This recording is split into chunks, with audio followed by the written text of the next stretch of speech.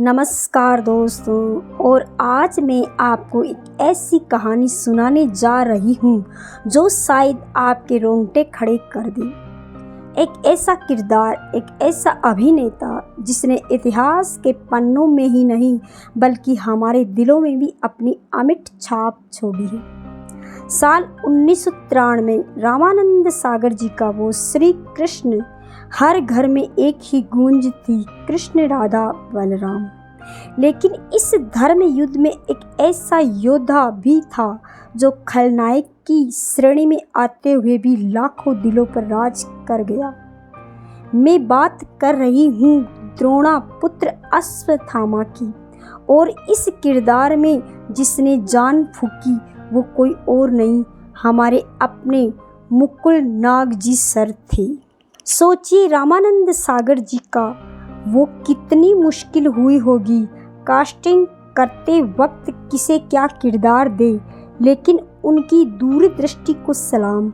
उन्होंने अश्वत्थामा के लिए मुकुल नाग को चुना और फिर इतिहास बन गया। शुरुआत में हम सब में भी सोचते थे, अरे ये तो पांडवों के खिलाफ लड़ रहा है, विलेन है। बचपन से तो हम हीरो हीरोइन को ही पूछते आए थे न। लेकिन जब मैंने पूरी श्री कृष्णा देखी तब दिमाग की बत्ती जली। अरे भाई, ये तो अश्वत्थामा, ये तो तूफान है। सोचिए, जन्म से ही माथे पर अमृत मणि लेकर पैदा हुआ योद्धा क्या कुछ नहीं कर सकता? चाहता तो वो अकेले ही पूरी सेना को नेस्ते नाबूद कर देता। लेकिन कहते हैं ना, बुरी संगत का असर बुराई होता है। कौरवों का घमंड, उनका अहंकार, और वही जहर अश्वत्थामा में भी घुल गया था। अपने पिता द्रोणाचार्य की छल से हुई मृत्यु, और बस फिर जो क्रोध फूटा वो ऐसा था कि इंद्र भी कांप जाए। याद है नारायण अस्त्र, वो चीख, वो दहाड़, समस्त पांचालों और पांडवों सेना का अंत कर दूंगा, और उन्होंने किया भी। आधी पांडव सेना अकेले अश्वत्थामा ने खत्म कर डाली। एक से बढ़कर एक अस्त्र शस्त्र थे उनके पास, जो किसी और के पास नहीं थे। गुरुपुत्र थे, मान तो मिलना ही चाहिए था। पर दोस्तों, हद तब पार हुई जब उन्होंने वो पाप किया जो पृथ्वी पर कभी नहीं हुआ था। एक अनजन्मे बच्चे की हत्या का प्रयास, उत्तरा के गर्भ में पल रहे अभिमन्यु के पुत्र परीक्षित पर ब्रह्मास्त्र चलाया दिया गया, और बस यहीं से उनकी नियति बदल गई।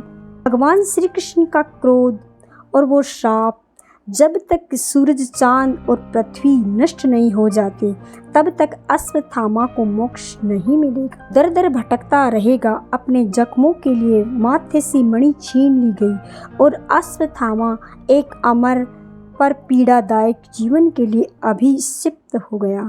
प्रतिज्ञा करता हूँ कि जिस प्रकार षड्यंत्र से तुमने मेरे पिताश्री की निर्मम हत्या और उनका जो अपमान किया है, उसका दंड देने के लिए मैं तुम सबका और समस्त पांचालों और समस्त पांडवों का धर्म या अधर्म से किसी भी प्रकार से वध करूंगा। अब बात उस कलाकार की जिसने इस अमर किरदार को निभाया, मुकुल नाग सर जी। भाई, ये इंसान इतनी क्रोध भरी हुंकार से कहाँ आ रहे थे? जिस तरह सर्वदमन डी बनर्जी की हंसी ने सबका दिल जीत लिया, उसी तरह मुकुल नाग जी ने अश्वत्थामा के रूप में हमें आश्चर्यचकित कर दिया। उन्होंने केवल अश्वत्थामा का ही नहीं निभाया दोस्तों, श्री कृष्ण में ही वे भगवान कृष्ण के सबसे प्रिय मित्र सुदामा भी बने। सोचिए, एक तरफ प्रचंड क्रोधित अश्वत्थामा, दूसरी तरफ भोले और शांत सुदामा। ये थी उनकी अभिनय की रेंज। मेरे मित्र इसके बाद भी उन्होंने कई कमाल किए। दूरदर्शन पर उन्होंने व्योमकेश बख्शी के एक एपिसोड में जान डाली। भगत सिंह फिल्म में चंद्रशेखर आजाद बने। अजय देवगन की कंपनी और गंगाजल जैसी फिल्मों में भी दिखे और फिर उन्होंने वो किरदार निभाया जिसने उन्हें घर घर का साईं बना दिया। साईं बाबा जहाँ वे इतने शांत, इतने सौम्य दिखे। मुकुल नाग सर जी से हैं, हाल ही में आ भी जाओ पिया और अक्षय कुमार की सम्राट पृथ्वीराज जैसी फिल्मों में भी दिखे हैं। National school of drama NSD से निकले इस हीरो ने एक्टिंग को जिया है। तो अगली बार जब आप भी श्री कृष्ण देखें तो अश्वत्थामा को सिर्फ एक विलेन मत समझना।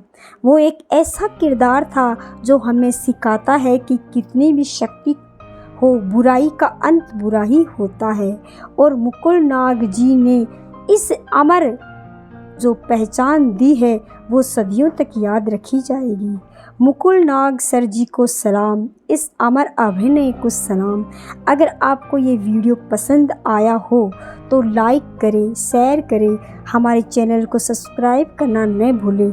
मिलते हैं अगले धमाकेदार वीडियो में, तब तक के लिए जय श्री कृष्ण।